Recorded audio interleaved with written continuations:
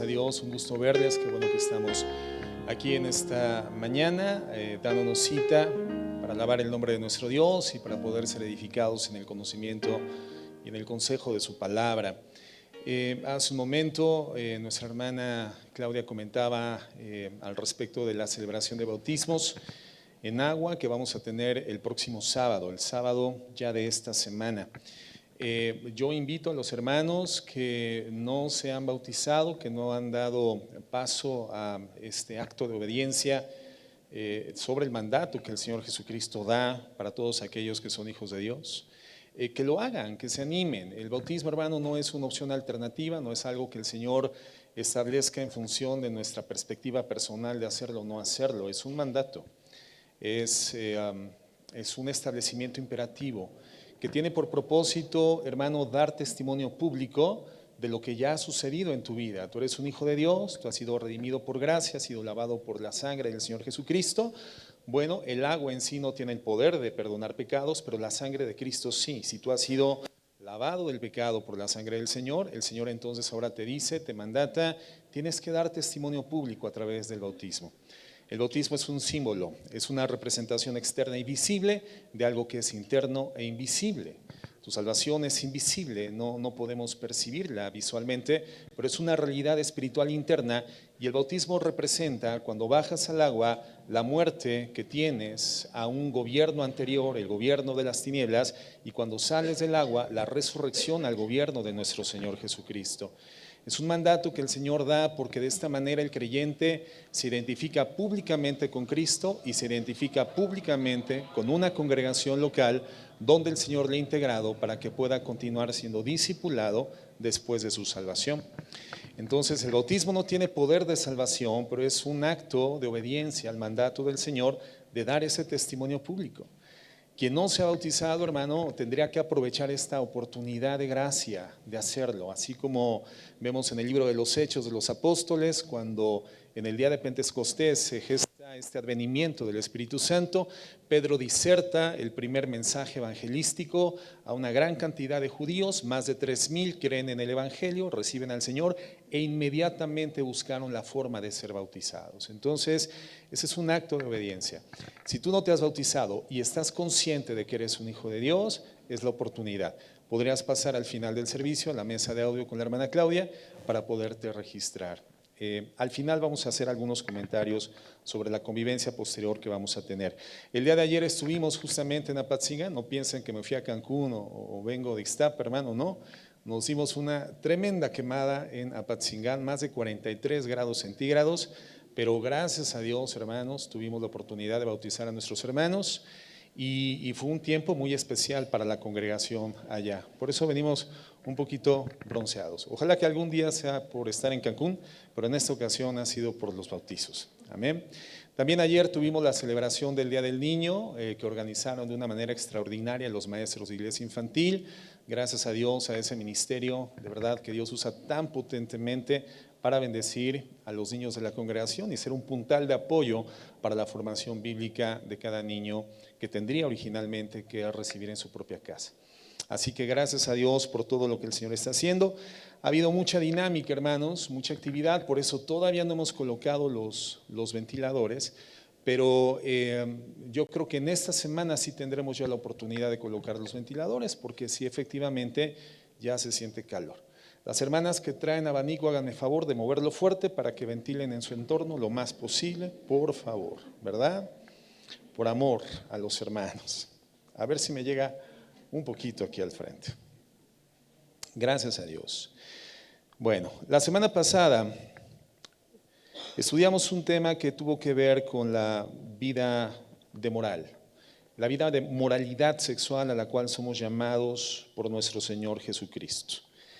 Y observamos algunos datos estadísticos que nos dieron testimonio muy claro, muy fehaciente, del ambiente de impureza en el que nos desenvolvemos como sociedad. Un ambiente que nos guía a la impureza, que nos seduce a un medio que está totalmente plagado, hermano, de sexualidad, que ha socavado lamentablemente la santidad de una gran cantidad de personas redimidas por la gracia, de cristianos.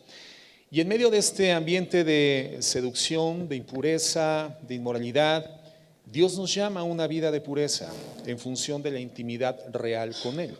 Fíjate lo que dice Primera de Tesalonicenses, capítulo 4, verso 3. Dice así: porque esta es la voluntad de Dios. ¿Cuál es la voluntad de Dios en relación a la vida de pureza, a la vida de moralidad, y cómo enfrentar esta ola potente, este tsunami que arrasa con la inmoralidad que abraza lamentablemente a nuestra cultura y sociedad? Bueno, esta es la voluntad de Dios, vuestra santificación. Es decir, que se abstengan de inmoralidad sexual, que cada uno de vosotros sepa cómo poseer su propio vaso, es decir, su propio cuerpo, en santificación y honor. No en pasión de concupiscencia como los gentiles que no conocen a Dios, y que nadie peque y defraude a su hermano en este asunto. Porque el Señor es el vengador de todas estas cosas, como también antes os lo dijimos y advertimos solemnemente, porque Dios no nos ha llamado a impureza, sino a santificación. Entonces, ¿cuál es la voluntad de Dios? ¿Cómo tiene que ser desarrollada nuestra vida, nuestra forma de andar en medio de un mundo que se encuentra totalmente sexualizado? Dice la Biblia que nos abstengamos de inmoralidad. En Hebreos 13:4 dice la Escritura de la siguiente forma: sea el matrimonio honroso en todo, y el hecho matrimonial sin mancilla, porque a los inmorales y a los adúlteros los juzgará Dios. ¿Por qué utilizo este verso de Hebreos 13:4 que particularmente habla del matrimonio? Bueno, porque precisamente, hermanos, la definición de inmoralidad sexual tiene que ver con todo aquello que sucede en términos de sexualidad fuera del matrimonio. Todo. Definimos la inmoralidad sexual como tal: es toda actividad sexual fuera de un matrimonio entre un hombre y una mujer biológicos. Y acotamos biológicos porque hoy lamentablemente una de las perspectivas filosóficas, uno de los elementos psicológicos que han lamentablemente infiltrado a la sociedad es la identidad de género, donde sin importar la condición biológica, tu genética original, la persona hoy en día puede definir qué es lo que quiera hacer. Y como sociedad estamos obligados a respetar que la gente haga con su sexualidad y se perciba sexualmente como le venga en gana. Y eso es una distorsión de la realidad, eso es una torpeza del pecado humano que lamentablemente ha llegado a condiciones extremas. Entonces, la definición de inmoralidad sexual es esa: toda actividad sexual que se da fuera de un matrimonio constituido por un hombre y por una mujer biológicos. Entonces, ¿qué significa esto? Hebreos nos está diciendo que el matrimonio tiene que ser puro, tiene que ser sin mancilla. Nuestro nivel de pureza sexual, ya sea que seamos personas casadas o solteras, va a depender directamente del concepto que nosotros tengamos del matrimonio. Si para nosotros el matrimonio tiene la importancia, la relevancia que Dios le asigna en la palabra, este diseño divino, este diseño extraordinario, que tiene la funcionalidad de representar proféticamente la relación que por la eternidad Jesucristo va a sostener con la iglesia que le ha redimido, y el matrimonio es un modelo ejemplar, es un tipo profético de esa relación eterna de Cristo con su iglesia. Si para nosotros el matrimonio tiene este alto valor, este nivel de importancia suprema, entonces sabremos desempeñarnos dentro de un matrimonio y sabremos esperar para la fase matrimonial cuando formemos parte de esta. Si nosotros tenemos el concepto que Dios le da al matrimonio y lo respetamos, entonces, hermanos, nuestra vida de sexualidad será una vida libre de inmoralidad. Pero si el concepto de matrimonio para nosotros se encuentra tergiversado, se encuentra diluido, disminuido, en función de los preceptos que hoy lamentablemente gobiernan la vida del mundo, de la cultura, de la sociedad, entonces comenzaremos a relativizar lo que es absoluto. Comenzaremos a hacer subjetivo lo que es perfectamente objetivo. La sexualidad Dios la diseña para el uso exclusivo en el interior del ambiente matrimonial. Un autor cristiano llamado Tony Evans dice del sexo ilícito o de la inmoralidad sexual lo siguiente: presta atención. El sexo es como un fuego contenido en la chimenea. Mantiene a todos calientes, pero si lo liberas, toda la casa arderá. No quieres el fuego en tu casa, en condición de libertad. Lo quieres contenido para que genere calor y no destrucción. Creo que esto, hermano, resume de forma clara lo que observamos la semana pasada. El Señor le da restricciones a la intimidad sexual y estas restricciones tienen que ver precisamente con que Dios quiere que la sexualidad produzca los efectos esperados, los efectos para los que diseña la sexualidad. Efectos de unidad infragmentable en la pareja que la desarrolla al interior del vínculo matrimonial, efectos de estabilidad en términos de sociedad. Pero la libertad que mucha gente quiere en la sexualidad, sencillamente, hermano, termina siendo destructiva, así como el fuego incontenido, así como cuando el fuego ya no respeta los límites o las zonas limítrofes de una chimenea y comienza a extrovertirse fuera de una chimenea y entonces genera daños destructivos. Precisamente, como dice la cita, la sexualidad es como un fuego que contenido tiene buenos efectos, pero libre, sin límites, podría destruir toda la casa.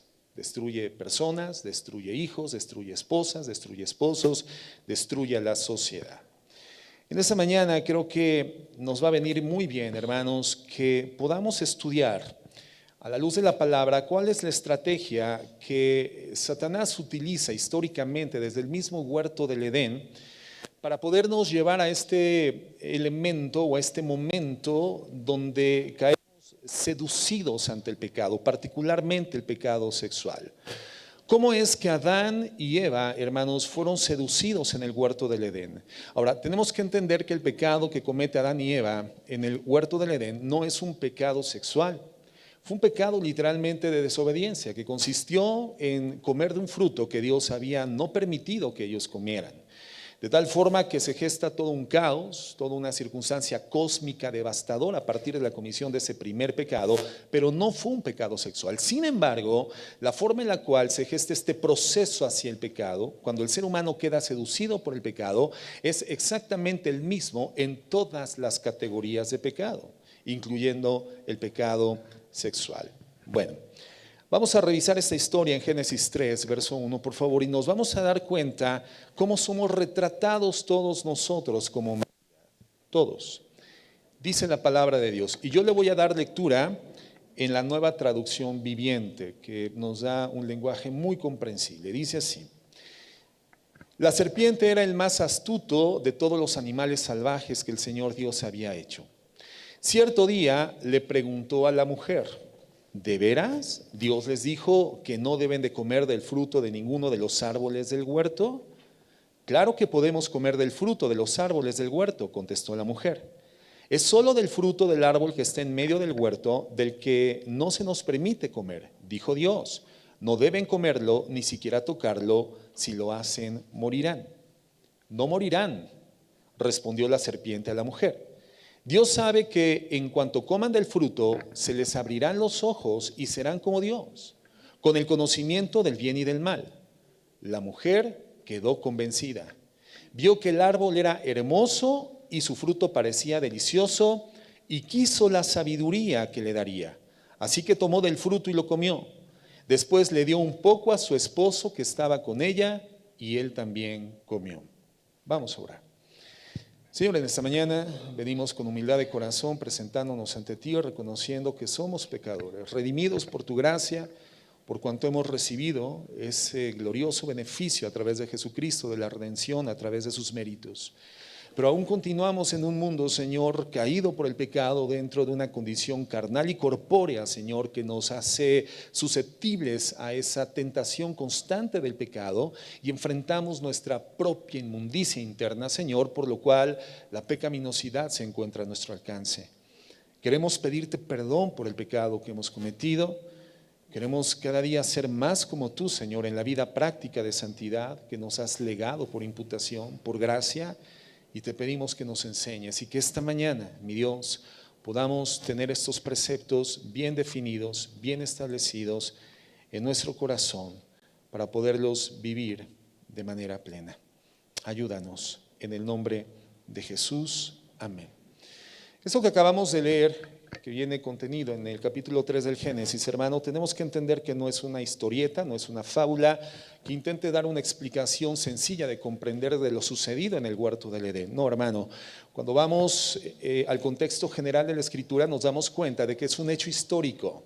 El Señor Jesucristo lo cita, el apóstol Pablo lo cita como un evento histórico que narra de forma precisa lo que sucedió precisamente en ese lugar. Adán y Eva habían sido creados y colocados en un huerto especial para su habitación. Fueron colocados con un plan divino que era cultivarlo, cuidarlo y además procrear dentro del mismo huerto. Y es ahí donde Dios les delega la autoridad y la potencia para dominar sobre lo que Él había creado. Ellos tenían una enorme libertad, tenían libre albedrío, podían vivir en libertad, pero tenían una restricción. La restricción era no tomar del fruto de uno solo de los árboles que habían en el huerto. Y esa restricción tenía el propósito de enseñarle algo crucial al ser humano. Eres libre, pero te debes enteramente a mí. Eres libre, pero tu libertad se encuentra delimitada y el límite de tu libertad es la honra a mi divinidad. Esa restricción le comunicaba al ser humano que era un ser dependiente, que era un ser creado, que era un ser que se debía íntegramente en una condición de obediencia por amor al creador del universo. Por lo tanto, esta restricción, hermano, no era arbitraria de parte de Dios. Tenía el propósito de depositar un mensaje en el corazón humano. Tú no eres Dios para ti mismo. Tú no te gobiernas a ti mismo y no eres absoluto. Entonces, ¿qué sucede en este capítulo? Bueno, nos muestra la forma en la que Satanás seduce a esta primer pareja cuando cae en el pecado. Lo primero que vamos a observar es que el pecado se nos presenta de manera sutil, de manera inofensiva, nos habla, nos invita a establecer un diálogo con lo perverso. Fíjate cómo lo dice el verso 1, Génesis 3. Dice, la serpiente era más astuta que todos los animales del campo, de los animales salvajes que el Señor había creado. Y cierto día le preguntó a la mujer, ¿te das cuenta? Sabemos que sí era una serpiente en términos físicos, pero sabemos que esta serpiente se encontraba infiltrada por la personalidad, por el carácter de Satanás. Y entonces establece un primer diálogo que incita a la perversión. Y le pregunta a la mujer, ¿de veras Dios les dijo que no deben de comer del huerto, del fruto de ninguno de los árboles del huerto? Y entonces vemos a este animal, hermano, hablando literalmente con la mujer, estableciendo un diálogo con información capciosa, con información engañosa, sugestiva y perversa. ¿Quién era esta serpiente? Bueno, Apocalipsis 12 nos ratifica la personalidad diabólica de esta serpiente en el verso 9. Apocalipsis 12:9 dice así, y fue arrojado el gran dragón, la serpiente antigua que se llama Diablo y Satanás. Está hablando Apocalipsis del momento en el cual Satanás es juzgado en el cielo por Dios, por cuanto en el corazón de Satanás existió el deseo de ser como Dios, de recibir la adoración que solamente le competía a Dios, de recibir la adoración y la alabanza de la cual él era el responsable de orientar directamente a los pies del trono de la gracia, del trono de Dios. Deseó la alabanza y la adoración para sí, quiso ser como Dios y entonces es juzgado y es arrojado a la tierra y es mencionado como una serpiente antigua, el cual engaña al mundo entero. Fue arrojado a la tierra y sus ángeles fueron arrojados con él. Sabemos que Satanás, hermanos, es el opositor de Dios en el universo. Y en el capítulo 1 del Génesis, verso 31, dice así, y vio Dios todo lo que había hecho, y aquí que era bueno en gran manera, y fue la tarde y fue la mañana del sexto día. Hasta ese momento, hermano, hasta el sexto día de la creación, cuando Dios crea al hombre a su imagen y a su semejanza, al hombre y a la mujer, todo marchaba de forma perfecta. Pero en el capítulo 3 aparece la serpiente para tentar a Eva. Entonces vemos cómo que a partir del capítulo 3, Satanás se encuentra ya en la tierra oponiéndose directamente, frontalmente a los propósitos de Dios, en una lucha campal. Y hasta el momento en el que el Señor, hermano, ejecute el juicio final sobre Satanás, esa pugna, esa pelea va a continuar siendo vigente. ¿Qué es lo que hace Satanás? Bueno, Satanás se presenta disfrazado como un animal. Satanás no podía presentarse como un ser humano porque obviamente de forma inmediata Adán y Eva hubieran distinguido una distorsión de lo que ellos sabían que Dios había propuesto como su plan perfecto, la asignatura de reproducirse sobre la faz de la tierra. No podría haber otro ser humano fuera de ellos porque los seres humanos que a continuación pisarían la tierra serían el resultado de la reproducción que ellos habían recibido en conferencia de la responsabilidad de ejercer esta tarea de parte de Dios. Entonces no podía presentarse como un ser humano porque rápidamente hubiera sido distinguido como una anomalía en el plan de Dios. Tampoco hubiera podido presentarse como un ser celestial porque entonces hubiesen identificado algo anómalo también, porque ellos tenían una comunicación directa con el ser supremo del universo, el creador del universo, y esto evidentemente hubiera despertado todas las sospechas en la conciencia de Adán y de Eva. Pero él se presenta infiltrándose en el cuerpo de un animal con el cual ellos compartían y departían en condición pacífica habitualmente todos los días en el huerto del Edén. Segunda de Corintios 11:13 nos dice lo siguiente: porque estos son falsos apóstoles, obreros fraudulentos, que se disfrazan como apóstoles de Cristo. Habla de falsos maestros que tienen la capacidad de disfrazarse. Este disfraz, esta hipocresía, esta mentira, esta emulación ficticia de la verdad que procede de la naturaleza diabólica. El verso 14 nos dice: y no es maravilla, porque el mismo Satanás se disfraza como ángel de luz. Así que no es extraño si también sus ministros se disfrazan como ministros de justicia, cuyo fin será conforme a sus obras. Entonces encontramos un principio muy importante, hermanos. Cuando Satanás quiere seducir nuestras vidas, nunca se va a presentar a nosotros, ni nos va a presentar el pecado de forma transparente. Él no será transparente, el pecado no lo va a presentar en forma transparente, sino que siempre se va a disfrazará el pecado. Él nunca te va a decir: mira, yo quiero que caigas, yo quiero que incidas en la comisión del pecado. Estoy aquí para desviarte del blanco, estoy aquí para destruir tu vida, la vida de tu familia, para destruir tu mente, destruir tu empresa, destruir tu negocio, porque mi final es llevarte al infierno conmigo. Satanás no va a hacer eso, pero se disfraza de ángel de luz, es decir, de la caperucita roja. Es más, de la abuelita de la caperucita roja. De cosas que parecen ser absolutamente simples e inofensivas. Él es sutil. Parecería que la opción de pecar, entonces, es algo inofensivo. Podría parecer familiar, habitual, cotidiano. Tanto, hermano, que parece inofensivo. ¿Cuál fue el error de Eva? Bueno, Eva le prestó atención.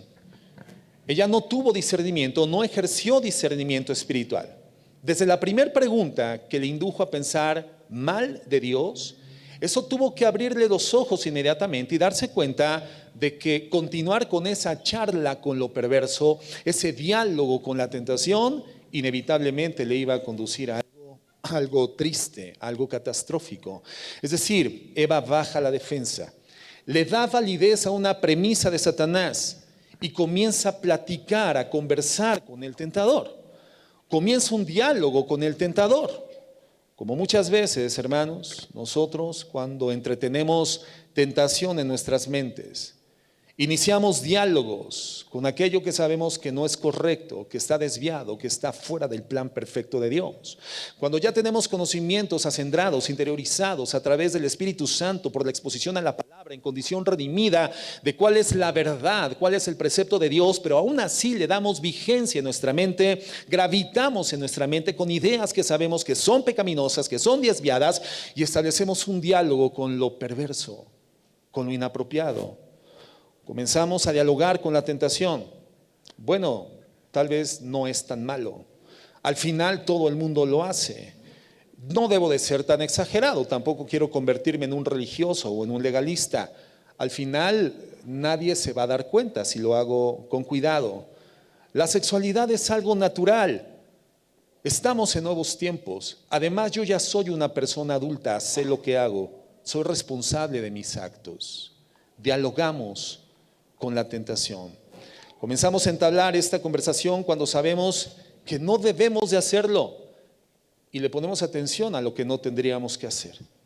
¿Qué tenemos que hacer? Hermanos, debemos de ser intencionales al detener inmediatamente ese diálogo en nuestro corazón, en nuestra mente, con esas inclinaciones que ya sabemos que son pecaminosas. Ser rápidos, expeditos, prontos en esto.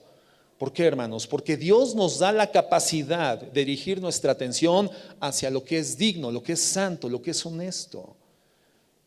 Filipenses 4:8 nos dice: por lo demás, hermanos, todo lo que es verdadero, lo digno, lo justo, lo puro, lo amable, lo honorable, si hay alguna virtud en eso, si hay algún elogio, en eso meditad, en eso pensad. Es decir, el Señor nos otorga gobierno sobre nuestro pensamiento, gobierno sobre nuestros estados reflexivos, gobierno sobre nuestro estado contemplativo, entendiendo que aquello que contemplemos tendrá el poder de transformarnos. Nos transformamos en lo que contemplamos.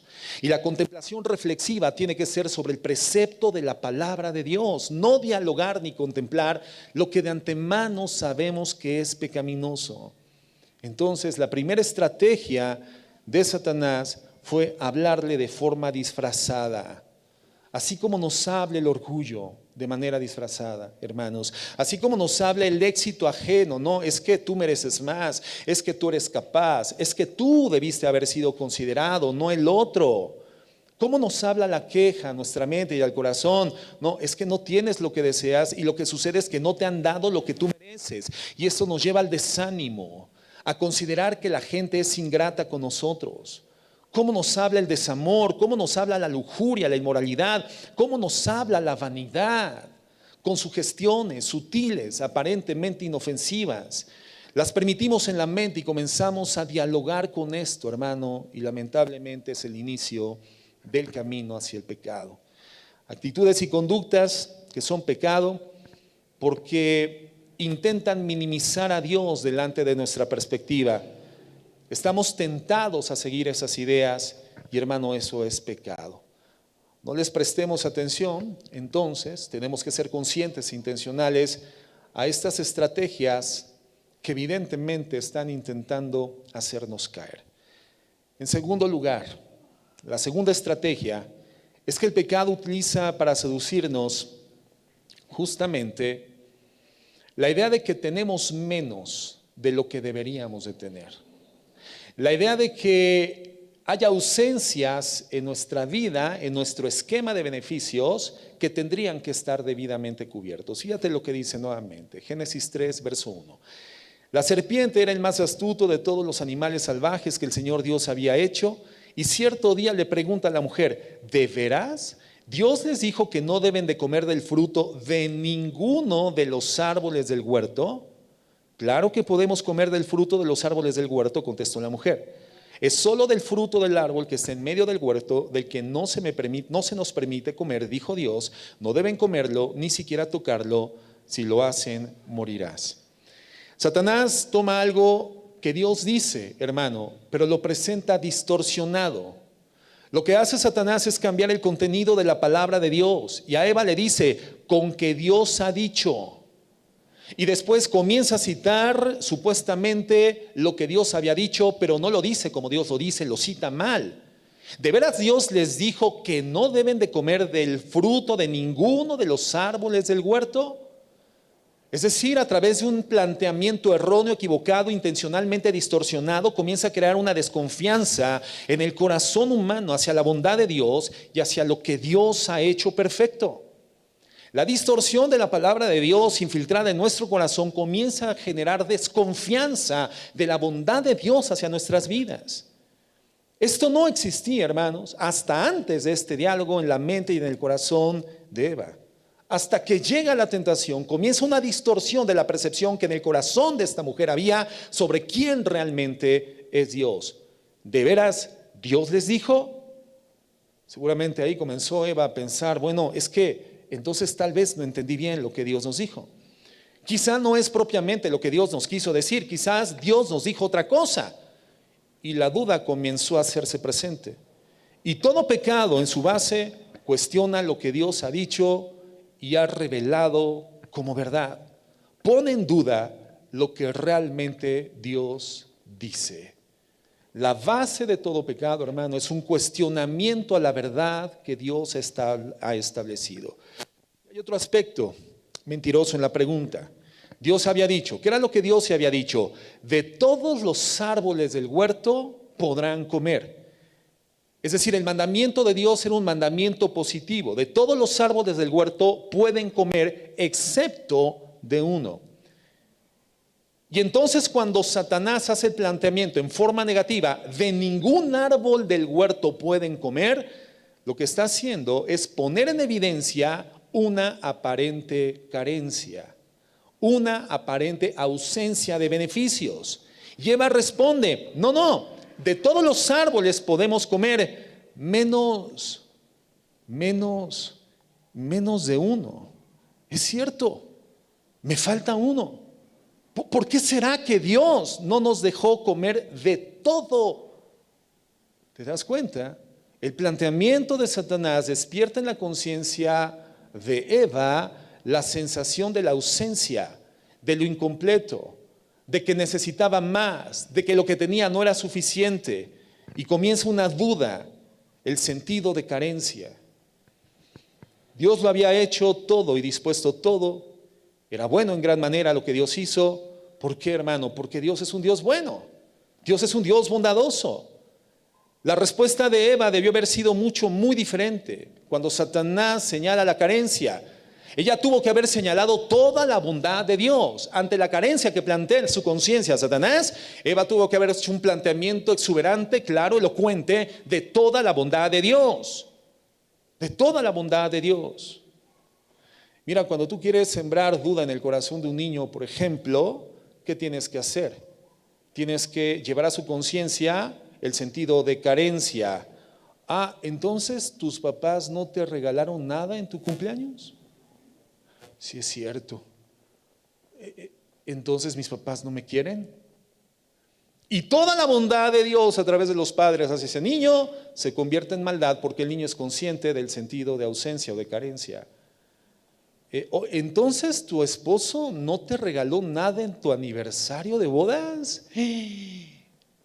Yo creo que ya no me ama, pero es un hombre que te ama sacrificialmente, que trabaja, que suple al hogar de manera diligente, es una persona responsable, te ayuda con los niños, llega del trabajo, saca la basura, pero es que no te regaló nada, seguramente no te quiere porque el sentido de ausencia pone en entredicho el amor y la fidelidad.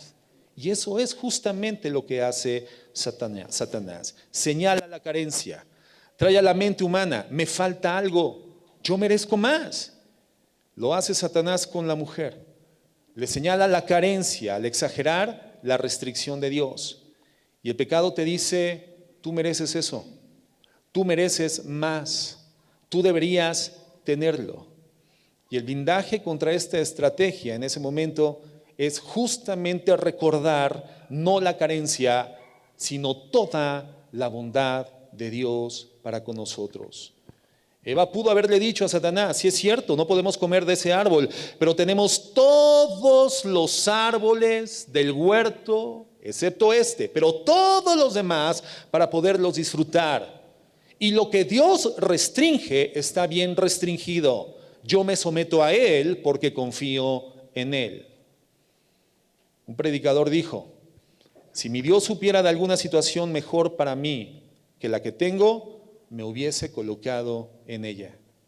Porque Dios es bueno. Dios ha sido extraordinariamente bondadoso y generoso con nosotros en muchos aspectos, aunque tengamos carencias. ¿Quién no tiene carencias, hermano? ¿Quién no tiene carencias? ¿Quién tiene carencias? Todos tenemos carencias. ¿Y qué es lo que sucede cuando tu enfoque se establece sobre las carencias? Inmediatamente comienzas a olvidar la bondad de Dios, a cuestionar la providencia de Dios, a cuestionar la misericordia de Dios, la gracia de Dios, el poder de Dios, el sustento de Dios. Y la manera más fácil de comenzar a encaminar tus pasos a la comisión del pecado y terminar secuestrado en el pecado es poner en cuestionamiento la bondad de Dios simplemente porque identificas algunas carencias o de repente suben a tu conciencia la existencia de las mismas. La existencia de carencias, hermano, no nulifica la exuberante bondad de Dios en nuestras vidas. Pero eso es lo que hace el pecado. Te señala la carencia en vez de lo que hemos recibido por gracia. En tercer lugar, el pecado subestima sus consecuencias. El pecado subestima, minimiza las consecuencias. En el verso 4, la serpiente, Satanás, le dice: no morirán, respondió la serpiente a la mujer. Pero fíjense lo que Dios había dicho en Génesis 2:17, un capítulo antes. Pero del árbol del conocimiento del bien y del mal no comerás, porque el día que de él comáis, ciertamente morirás. ¿Te das cuenta? El efecto consecuente de ese acto único, factible de desobediencia en el cual esta pareja puede incidir en su coexistencia y convivencia y vida comunitaria en el huerto del Edén, ese mero acto de desobediencia, el único que podían cometer, traería en consecuencia inminentemente, ciertísimamente, la muerte. Ciertamente morirás. La estrategia de Satanás ahora es: mira, no te va a ir tan mal como Dios dijo. En realidad no te va a pasar lo que Dios te dijo. En este momento de la narrativa, hermano, esto ya no es sutil. Eso ya es absolutamente confrontativo, es algo frontal y es agresivo. Le está diciendo a la mujer: el pecado no es tan costoso como tú crees. El pecado no es tan costoso como Dios dice que es. Pero fíjense lo que la mujer le dice a Satanás al final del verso 3.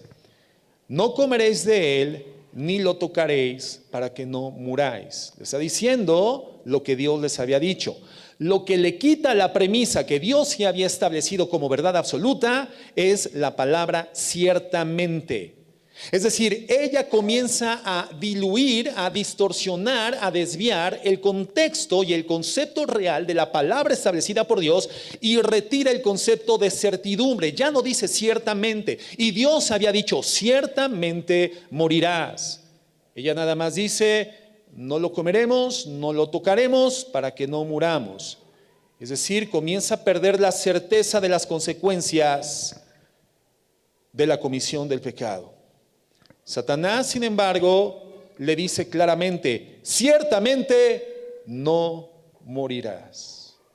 Es decir, la mujer ve diluida ante la duda, ante la exhibición de la carencia que pone en cuestionamiento en su mente y corazón la bondad de Dios, le quita la certidumbre de la condición absoluta de la palabra del Señor, pero Satanás introduce una falsa certidumbre. No, ciertamente no morirás.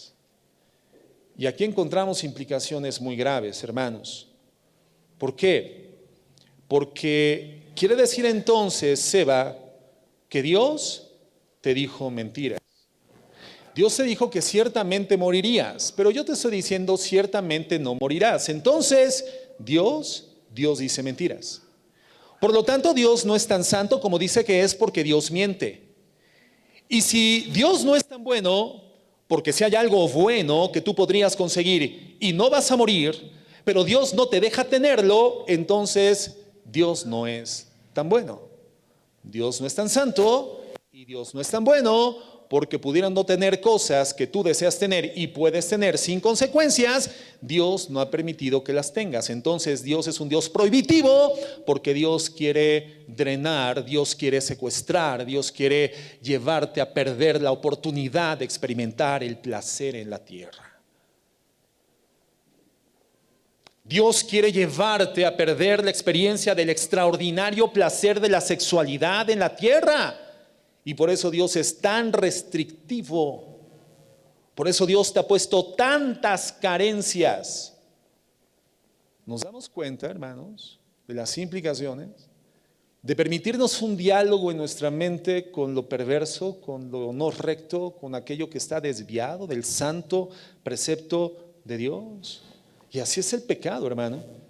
Levanta un ataque frontal en contra de la persona y de la santidad y de la veracidad de Dios, para que nuestro corazón comience a cuestionar su santidad y su bondad. El pecado, digamos, es una especie de político populista. Promete mucho, sin muchos costos. Su propuesta siempre es la mejor. El sacrificio para lograrlo ni siquiera lo menciona. El pecado es un populista, en esencia, de base. Porque el pecado minimiza lo que cuesta y magnifica lo que ofrece. Y al final te estrellas cruelmente contra la realidad. Cada uno de nosotros, hermanos, debemos de enfrentar la realidad de que por pequeño que sea el pecado que cometamos, siempre va a generar consecuencias. A veces no son visibles ni inmediatas, pero siempre vamos a enfrentar consecuencias. Pero todo aquello que nosotros permitamos entonces como diálogo en nuestra mente, que coloque a Dios y su palabra en un segundo plano en nuestro corazón y en nuestras vidas, nos va a terminar estableciendo como merecedores de consecuencias negativas. Fíjate lo que dice Gálatas 6, verso 7. Dice, no os dejéis engañar. De Dios nadie se burla. Dios no puede ser burlado, pues todo lo que el hombre siembre, esto también va a cosechar. Entonces hay muchas cosas hoy en día que se nos venden como si no tuviesen consecuencias, hermanos. Sexualidad libre, sexualidad abierta, matrimonios abiertos, relaciones abiertas, donde bueno, estamos casados, tenemos un compromiso, pero el compromiso no puede sojuzgar a una condición de exclusividad nuestra sexualidad. Soy un ser sexuado, ¿por qué no puedo participar de ella libremente? ¿Por qué tengo que esperarme a estar casado? ¿Por qué no puedo darle vista y rienda suelta a lo que ven mis ojos? Finalmente no voy a cometer nada en lo práctico, solamente estoy viendo, por ver no se paga. ¿Cómo me voy a casar con una mujer, con un hombre sin conocerlo previamente en términos sexuales? Y si no me gratifica, no me satisface lo suficiente y después me caso y es para toda la vida. Es como comprar un auto, lo tengo que comprobar antes de decidir cuál es mi determinación de compra final. Porque cuando compramos un auto hacemos pruebas de manejo, ¿verdad, hermanos? Hoy las agencias te ofrecen la oportunidad de hacer pruebas de manejo en función de tu decisión factible de compra. Y entonces hago una prueba de manejo y es una de las formas hoy de mercadotecnia más eficaces para que una persona tome la determinación de comprar una marca, un modelo particular. Y entonces te dice la sociología, la filosofía caída, sexualizada de nuestros tiempos, es lo mismo. Si te vas a casar, tienes que probar antes. Porque ¿qué tal si no te satisface? ¿Qué tal si a los 90 kilómetros por hora, cuando vas a toda velocidad, de repente comienza a cascabelear? Entonces tienes que probar la sexualidad. Sí, el tema es que cuando un auto deja de funcionar, lo tienes que cambiar. El matrimonio no es desechable. El matrimonio no es sujeto de cambio. El matrimonio es un compromiso a permanecer toda la vida, por amor a Dios y amor a tu cónyuge. Y el amor se encuentra más allá de los sentimientos que son variables, cambiantes, sujetos de circunstancias variables, porque las emociones humanas cambian. El compromiso del matrimonio se encuentra en la base de la permanencia, la fidelidad, el amor de sacrificio, el permanecer hasta el final, hasta que estemos en la presencia de Dios. Entonces, hermanos, nos damos cuenta de esto. Terminamos sembrando en nuestra mente ideas, pensamientos que nos llevan a verificar en el plano de los hechos resultados que terminan siendo caóticos. Y una vez que lo cometemos, es otra siembra en el plano de los hechos, en el terreno de la realidad, que inequívocamente nos va a llevar a cosechar y a cegar consecuencias que son caóticas. Hoy el mundo nos está vendiendo una gran cantidad de ideas, hermanos, una gran cantidad de ideas que nos hacen pensar que son buenas, se nos presentan como inofensivas, buenas, factibles, atractivas, pero finalmente las consecuencias son malas. Cosas que se nos presentan como convenientes o como símbolos de libertad, cuando en realidad terminan generando esclavitud, y tenemos que ser cuidadosos. Vivimos en una sociedad con valores invertidos, hermanos, y lo que Dios hace cuando llega a nuestra vida por gracia es ponerle orden a nuestra forma de pensar, a nuestra forma de vivir. Nuestro Dios es un Dios de orden, y tú lo puedes ver contemplando la vastedad del universo visible al cual tenemos acceso a través de nuestros sentidos físicos. Tú puedes verlo. El Salmo 19 dice que los cielos cuentan la gloria de Dios, el firmamento anuncia la obra de sus manos, y nos damos cuenta de que hay un orden cósmico perfecto y la inteligencia de Dios gobernándolo todo, sosteniéndolo todo. La Biblia dice que Dios hoy sigue trabajando a través de Jesucristo, sustentando la obra creada, de tal forma que el cosmos mismo está sustentado por este gobierno permanente de Cristo, que consiste hoy en sostener. Cada átomo y molécula de nuestro cuerpo se encuentra sostenido por el gobierno de Dios. Hay un orden perfecto, un orden cósmico, microcósmico y macrocósmico, sostenido por un Dios inteligente de orden, una inteligencia y sabiduría supremas inalcanzables. Entonces, hermanos, nuestra vida está llamada a vivir en orden.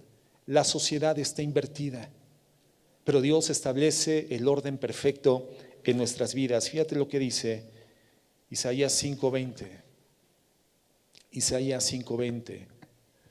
Ay de los que llaman al mal bien y al bien mal, que tienen las tinieblas por luz y la luz por tinieblas, que tienen lo amargo por dulce y lo dulce por amargo. Ay de los sabios a sus propios ojos e inteligentes ante sí mismos. ¿De qué nos está hablando Isaías? Esto ya sucedía en su época. Esto no es nuevo, hermano. Esto es tan antiguo como la presencia misma del pecado, la infiltración del pecado en el huerto del Edén.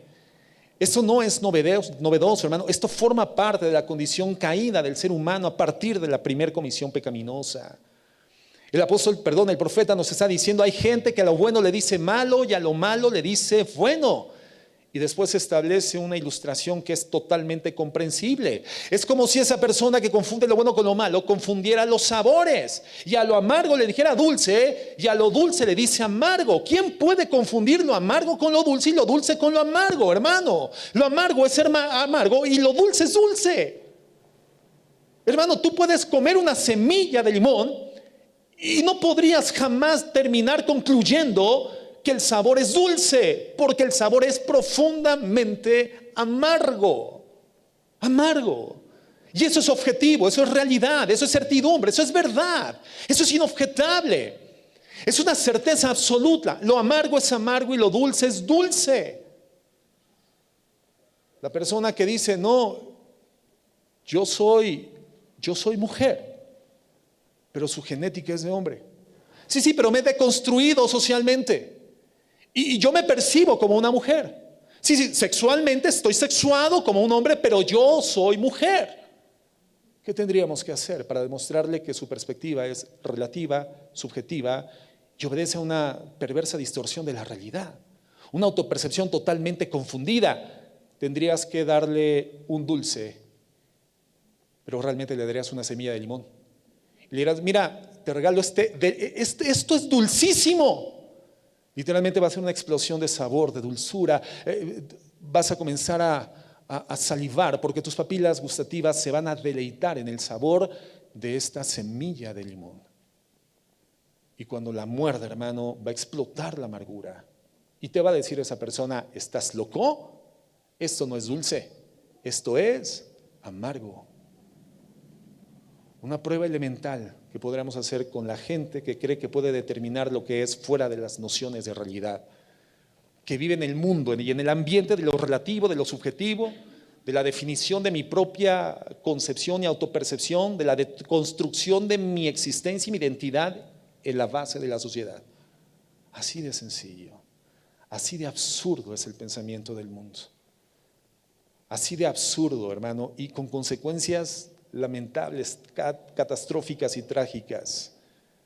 La sexualidad sin límites, la inmoralidad sexual. Yo puedo ser feliz teniendo sexualidad sin casarme. Yo lo puedo planificar de esa manera, ¿sí? A lo malo le estás diciendo bueno. Métete una semilla de limón y goza su dulce sabor. Hoy la gente persigue el materialismo, la riqueza por encima de todo, como si el materialismo fuera la razón de la existencia, como si en el poseer lo material encontrases identidad y significación en tu vida. Lo hemos dicho tantas veces, ¿no? Padres que le dicen a los hijos, estudie, mi hijo, para que sea alguien en la vida. Quiere decir que si no estudia no es nadie. Entonces su identidad está en lo que estudia, no es lo que es en forma intrínseca por naturaleza otorgada por Dios. No es la imagen y semejanza depositada en el interior de cada vida humana lo que nos da identidad. Es decir, que lo que adquirimos al paso de la vida nos da identidad. Lo que tenemos, lo que poseemos, cuanto obtenemos nos da identidad. No, hermano. Vivimos en una sociedad con valores invertidos. Perseguimos el materialismo y las cosas que nos gratifican de forma inmediata, y el placer fuera de sus límites, el placer sexual fuera de sus límites, nos otorga esa expectativa de un disfrute pleno y total, y lamentablemente nos confina a la amargura. Lo bueno es malo y lo malo es bueno, y siempre hay consecuencias. Y en cuarto lugar, ¿cuál era el tercero? El pecado nos presenta una minimización, una disminución de las consecuencias, ¿no? No, ciertamente no morirás. Pero también el pecado magnifica los beneficios. Verso 5 de Génesis 3. Continúa hablando la serpiente. Dios sabe que en cuanto coman del fruto, se les abrirán los ojos. Y fíjate este beneficio. Y serán como Dios, con el conocimiento del bien y del mal. La mujer quedó convencida. Vio que el árbol era hermoso y su fruto parecía delicioso, y quiso la sabiduría que le daría. Así que tomó del fruto y lo comió. Después le dio un poco a su esposo que estaba con ella, y él también comió. Qué tremenda promesa, qué grande oferta, tan populista. El pecado se te vende como algo que te dará máxima satisfacción. Entonces, si no hay un costo y los beneficios son tan altos, ¿por qué no lo voy a hacer? Si el beneficio es tan alto y el costo es tan bajo, ¿qué es lo natural? ¿Lo compras? Es más, no lo compras, simplemente lo recibes porque es absolutamente gratuito. Es como si salieras hoy, esa mañana, de aquí de la iglesia y alguien te dice, mira, te ofrezco un paquete a Cancún, todo incluido, para ti, para tu esposa y para tus 35 hijos, menores de edad todos, ¿verdad? Todo a precio de 5 pesos por persona. ¿Lo creerías? ¿Quién creería esa oferta? Nadie la creería. Entonces, ¿por qué le creemos a la oferta del pecado? ¿Por qué? Mira, no tienes que vivir la sexualidad de la forma en la cual Dios lo ha diseñado. En cierta medida, Dios como que quiere restringir tu experiencia con el placer. Tú puedes vivir sexualidad a tu modo, en función de tus perspectivas, como tú lo planifiques. Al final tú eres responsable. Y si hay alguna consecuencia, que creo que no la va a haber, finalmente tú tendrás que asumirla en su momento, pero por lo pronto disfruta. Hermanos, ¿por qué cedemos a esas ofertas? Mira, no tiene nada de malo que eventualmente gratifiques un poco solamente de tu vista, porque bueno, pues eventualmente aventarse un buen taco de ojo también gratifica al alma. Entonces, hoy lo tienes tan accesible como a través de tu dispositivo celular. Tienes una red Wi-Fi dentro de tu dispositivo. Solamente métele 20 pesos de datos e ingresas a un universo de gratificación visual sexual. ¿Cuál es el problema si no lo estás haciendo con ese hipermodelo de esos videos y de esa información gráfica de impureza sexual? ¿Cuál es el perjuicio? ¿Quién sale perjudicado?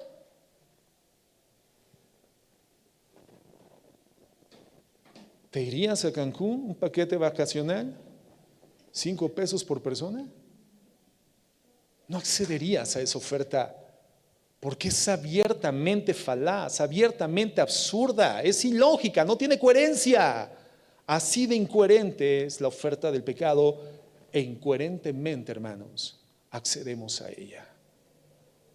Minimiza los costos y magnifica los beneficios. Si no cuesta tanto y el beneficio es tan grande, entonces, ¿por qué no lo habría de consumir? ¿Por qué no lo adquiriría? Sería una torpeza, es más, que ni se enteren que no lo tomé, porque entonces además van a decir que soy un tonto, van a decir que soy un absurdo, que soy un torpe, debí haberlo tomado. Además me daría vergüenza que los demás se dieran cuenta que no lo tomé, porque esto cualquiera lo aprovecharía. Hasta ese momento, fíjate, el único que había dicho en la existencia, esto es bueno, había sido Dios.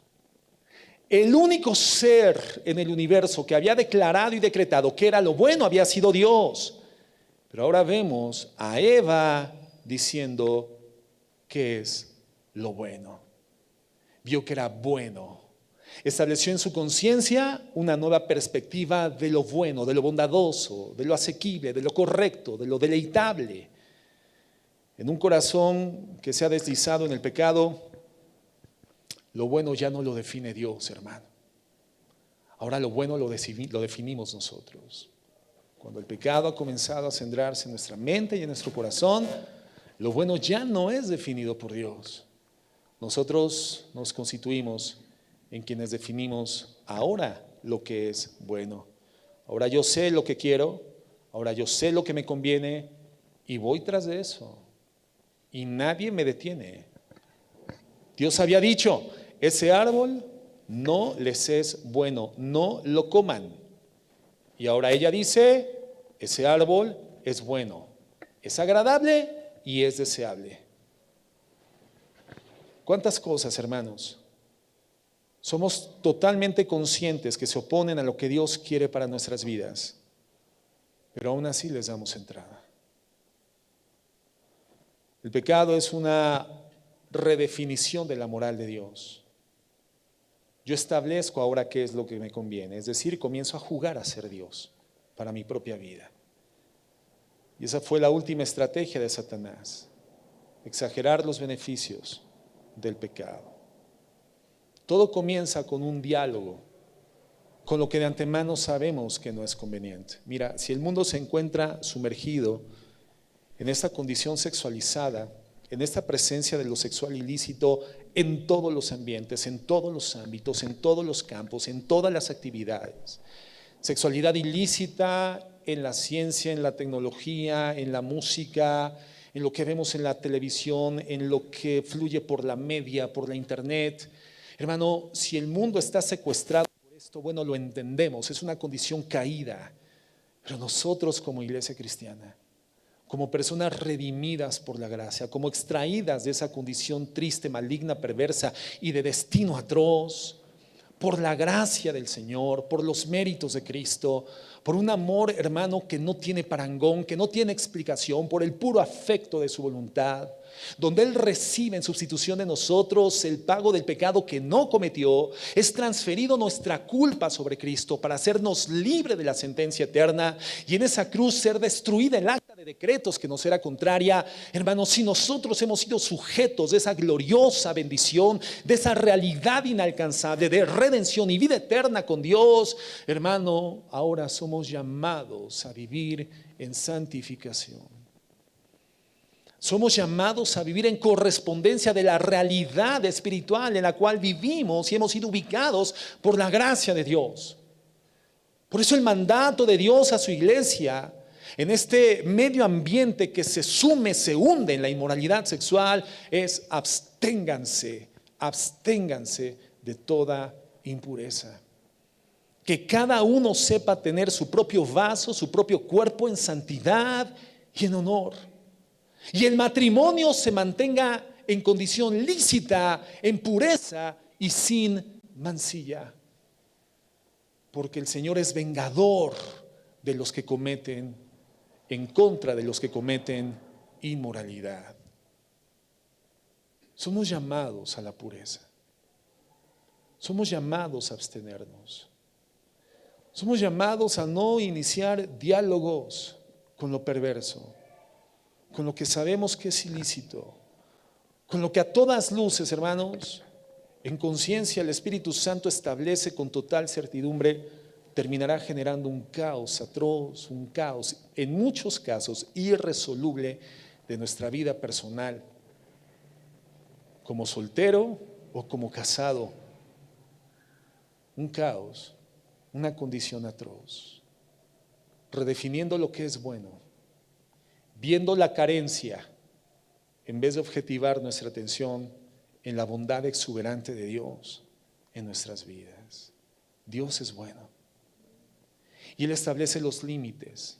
Él diseña la sexualidad Y solamente el diseñador de un diseño tiene la potestad de establecer las condiciones del uso de ese diseño. Y cuando nosotros utilizamos algo fuera de las condiciones de uso de su diseñador, no lo usamos, lo descomponemos, lo abusamos. Tú quieres utilizar la licuadora de tu casa como lavadora, la vas a descomponer. ¿Pero por qué? ¿Qué tiene de malo? Es un depósito y tiene aspas abajo. Mira, le echo jabón y mira cuánta espuma saca. No, esto me va a dejar limpísima la ropa. Sí, pero alguien te tendrá que decir que el diseño de la licuadora no es para lavar ropa, sino para hacer comida, licuar cosas, para elaborar recetas, para hacer comida. Y el día que tú metas ahí tu ropa interior, tus calcetines o tu cobija, mira, solamente que voy por partes porque creo que si no va a caer, pero bueno, me compro una industrial y tal vez por mitades puedo lavar esta cobija. Y hace más espuma que la lavadora. Entonces, con esta licuadora voy a dejar mis cobijas completamente limpias. Las vas a dejar como falda de hawaiana, hermano. Totalmente desgarradas y la licuadora echada a perder. Tú tendrías entonces que ir con el técnico una vez que se ha descompuesto y decirle, mira, es que no funcionó. Y el técnico te va a decir, no, es que no fue diseñada para eso. Aquí está el manual. Y el manual te establece las condiciones específicas del uso de ese diseño para que ese diseño funcione de forma perfecta por siempre. Tu vida fue descompuesta en su sexualidad en el pasado por ignorancia del diseñador y del diseño, por ignorancia de la existencia del manual del diseñador. Entonces hoy tienes que venir al diseñador.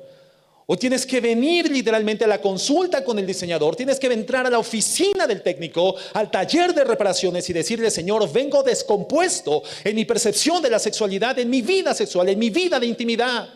Señor, vengo con inercias, con prácticas, con hábitos que sean hoy de antemano son pecaminosos y terminan siendo destructivos de mi vida mental, moral, conductual y de mi medio de vida, de mi entorno. Contamino, Señor, mi medio por mi forma y mi conducta sexual. Pero es que yo ignoraba, Señor, que la sexualidad es un diseño divino y que tiene normas y estatutos y límites y un escenario perfecto de desarrollo para poder vivirla en su plenitud, con toda su potencia y alcanzando todos sus efectos originales, pensados y diseñados por ti. Señor, dame el manual. Ilumina en tu palabra cuáles son los medios, las formas, las sazones, los límites. Y estoy dispuesto, Señor, porque tú eres bueno, a santificarme, a usar mi sexualidad, mi intimidad, exclusivamente dentro del marco, en la forma en la cual tú has diseñado y has determinado que es bueno y es santo. Porque yo no defino qué es bueno, tú determinas y tú estableces absolutamente lo que es bueno. A santificación, hermanos, nos llamó el Señor. Abstenernos de toda clase de impureza, sin importar lo fuerte que abrace la sociedad con su cultura caída, sin importar lo fuerte que abrace la psicología inmoral. Somos llamados a vivir de manera diferente, como hijos de Dios. Voy a pedir que inclinemos nuestro rostro.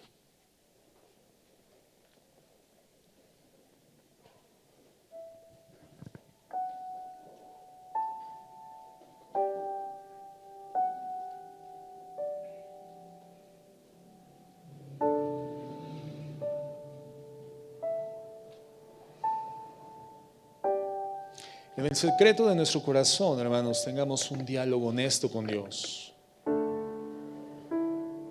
Nadie pasará al frente, nadie se pondrá de pie, pero nadie puede esconderse ante la conciencia eterna de nuestro Dios. Y aun cuando le hayamos dado la espalda por años, el Señor sigue de frente a nuestras vidas. Y en esa mañana podemos darle la cara con humildad, con arrepentimiento y decirle, Señor, tú eres bueno en gran manera tú eres bueno.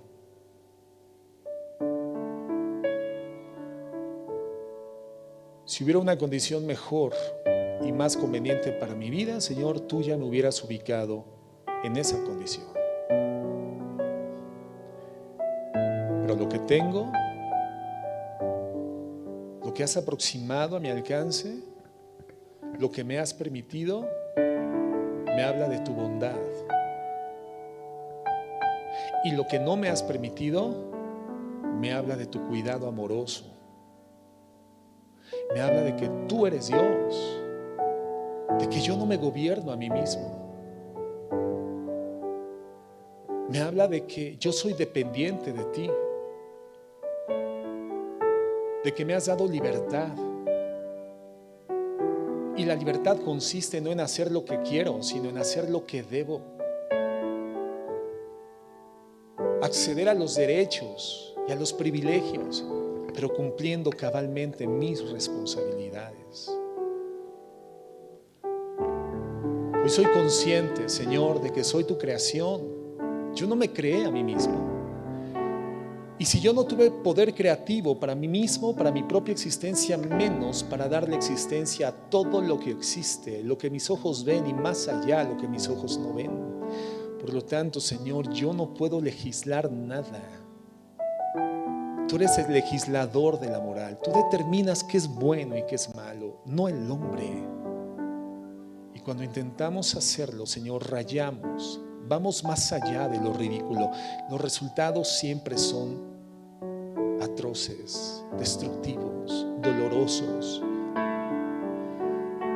Señor, quise buscar placer a través de la sexualidad libre, sin límites. Y lo único que he experimentado es un placer que disminuye y un dolor que incrementa. Beneficios que no fueron tales como los imaginé, mucho menores a lo que yo creía, y precios y costos mucho más altos que los que creí que pagaría. Señor, perdóname.